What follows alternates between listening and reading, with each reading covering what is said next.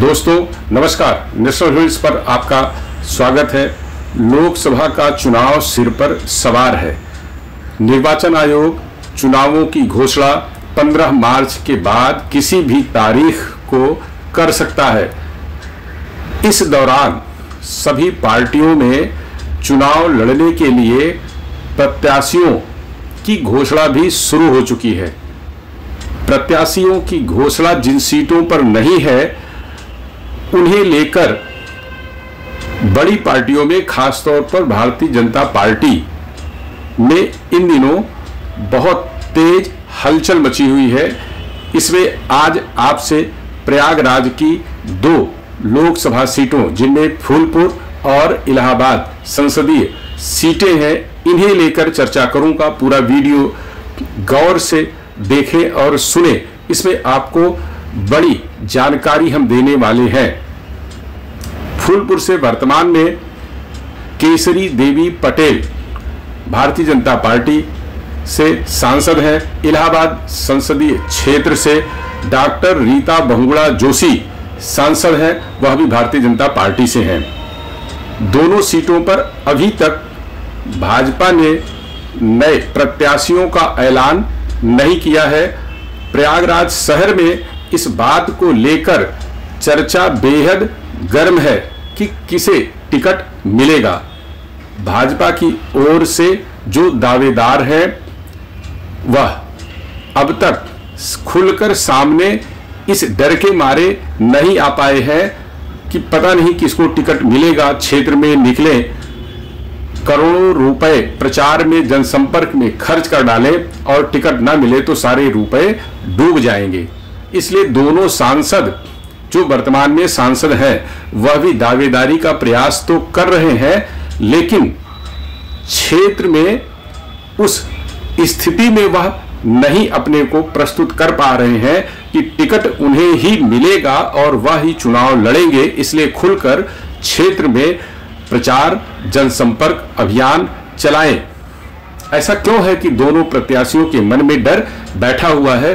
दोनों सांसदों की उम्र तो उनके आड़े आ ही रही है, लेकिन भारतीय जनता पार्टी की ओर से कराए गए अलग अलग समयों पर सर्वे की रिपोर्ट भी इन दोनों सांसदों के खिलाफ जाती बताई जाती है। इसलिए दोनों सांसद टिकट की दावेदारी के लिए पैरोकारी करने में तो जुटे हैं, लेकिन टिकट उन्हें ही मिलेगा यह तय नहीं है। इस बीच हमारे पास एक बेहद महत्वपूर्ण सूचना आई है कि फूलपुर लोकसभा क्षेत्र से फिर पटेल बिरादरी को ही टिकट मिलने की संभावना है। यह टिकट एक महिला को मिलने की संभावना है। वह महिला एक दिन पहले ही मां पीतांबरा और ओरछा में राजा राम का दर्शन करके लौटी है। कहा जा रहा है, सूत्रों का कहना है कि उन महिला भाजपा नेता जो पार्टी की कार्यकर्ता है, पुरानी कार्यकर्ता है और वर्तमान में भारतीय जनता पार्टी की जिला इकाई में एक बेहद महत्वपूर्ण पद पर भी हैं, उन्हें पार्टी की ओर से इस बात का संकेत दिया गया है कि वह लोकसभा की तैयारी करें, चुनाव लड़ने की तैयारी करें। दिल्ली से आए इस फोन के बाद ही उन्होंने मां पीतांबरा और राजा राम के पांव छूने के लिए उनके मंदिरों तक पहुंची थी और दर्शन करके लौट कर आते ही उन्होंने उसी दिशा में प्रयास भी शुरू कर दिया है। यह महिला वर्तमान सांसद केसरी देवी पटेल नहीं है, यह बिल्कुल साफ है। तो वह महिला कौन है, उनके नाम का खुलासा अभी इसलिए नहीं करूंगा कि उनके लोगों ने इस बात का आग्रह किया है कि अभी उन्होंने नाम का खुलासा करने से मना किया, क्योंकि उन्हें इस बात का निर्देश भी दिल्ली से मिला है। लेकिन उन्हें चुनाव की तैयारी में जुट जाने का निर्देश भी दे दिया गया है।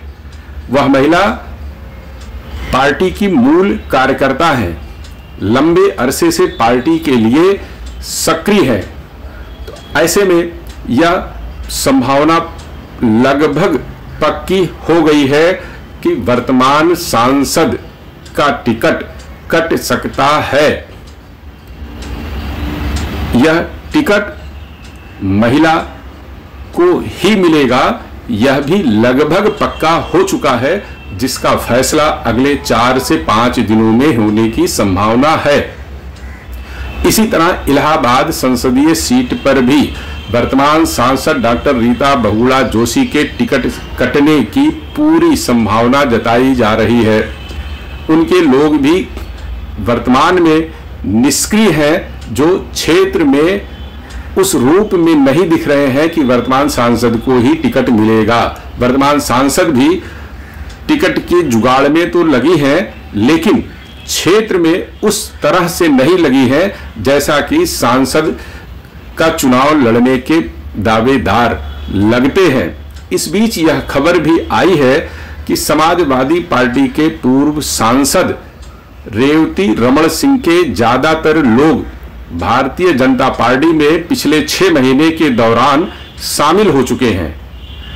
ऐसी चर्चा क्षेत्र में है कि रेवती रमण सिंह और समाजवादी पार्टी के मुखिया अखिलेश यादव के संबंधों में खटास पूरी तरह से आ चुकी है। रेवती रमण सिंह ने मीडिया से यह बात खुलकर कह भी दी है कि बीते 6 महीनों से उनकी अखिलेश यादव से कोई भी बात नहीं हुई।